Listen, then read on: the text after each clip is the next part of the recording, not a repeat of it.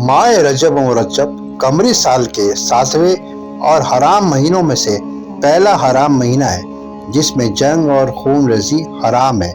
حدیث میں رجب کے مہینے میں حج، عمرہ اور روزہ رکھنے کی تاکید کی گئی ہے۔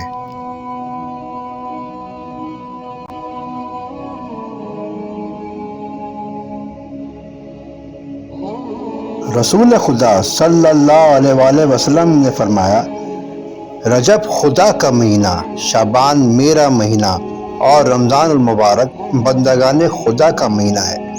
اسی طرح ایک اور جگہ ارشاد فرماتے ہیں، جو شخص اس مہینے میں ایک دن روزہ رکھے تو گویا وہ اس شخص کی طرح ہے جس نے پورا مہینہ روزہ رکھا۔ اس مہینے کی پہلی شب جمعہ کو لیلۃ الغیب کہا جاتا ہے، جس کے حوالے سے روایت میں مختلف اعمال اور آداب ذکر ہوئے ہیں۔ اس مہینے کی 13، 14 اور 15 تاریخ جو ایام بیس کے نام سے معروف ہے، اس میں اعتکاف جیسی عظیم سنت اور عبادت بھی انجام دی جاتی ہے، جو اسلامی عبادتوں میں ایک نمایاں حیثیت رکھتی ہے۔ رسول خدا صلی اللہ علیہ وآلہ وسلم نے فرمایا، اے مسلمانوں، عظمتوں اور برکتوں والا مہینہ تمہارے اوپر سایہ فگن ہے۔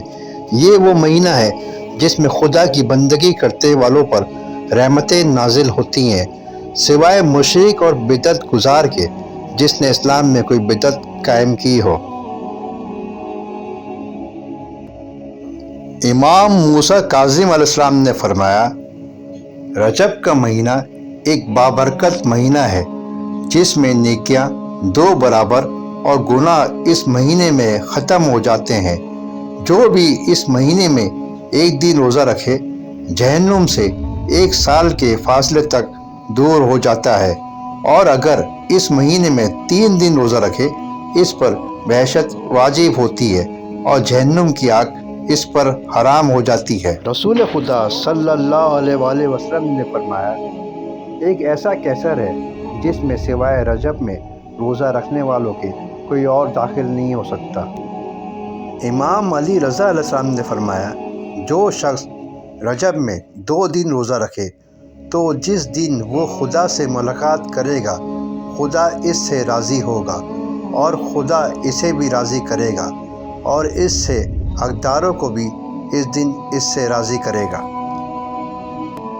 امام رضا علیہ السلام نے فرمایا، اور جو شخص اس مہینے میں 7 دن روزہ رکھے، موت کے وقت اس کی روح کے لیے آسمان کے 7 دروازے کھول دیے جائیں گے، یہاں تک کہ وہ ملکوت اعلیٰ تک پہنچے۔ امام رضا علیہ السلام نے فرمایا، اور جو شخص 8 دن روزہ رکھے، بہشت کے 8 دروازے اس پر کھول دیے جائیں گے۔ اور جو شخص 15 دن روزہ رکھے، خدا اس کی حاجت کو پورا کرے گا، مگر یہ کہ اس کی حاجت گناہ اور قطع رحم کے حوالے سے ہو۔ اور جو شخص پورے رجب کا مہینہ روزہ رکھے تو اس کے سارے گناہ معاف کر دیے جائیں گے، گویا کہ وہ تازہ پیدا ہوا، اور جہنم کی آگ سے نجات ملے گی اور بہشت میں نیک لوگوں کا ہم نشین ہوگا۔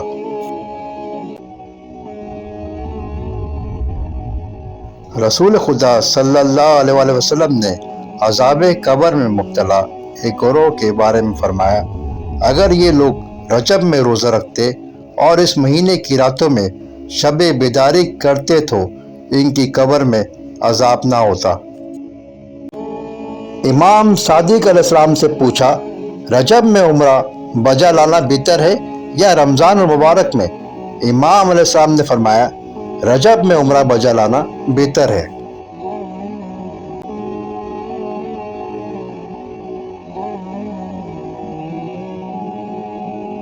اس مہینے میں 3 دن جمعرات، جمعہ اور ہفتے کا دن روزہ رکھا جائے۔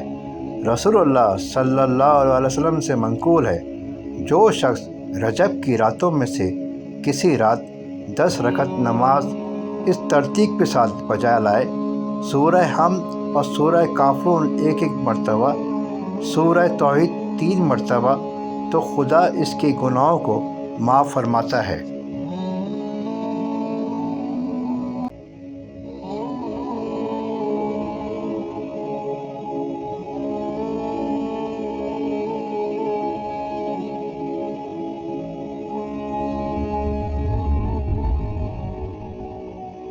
برائے مہربانی ہمارے چینل کو سبسکرائب کریں اور ہمیں سپورٹ کریں۔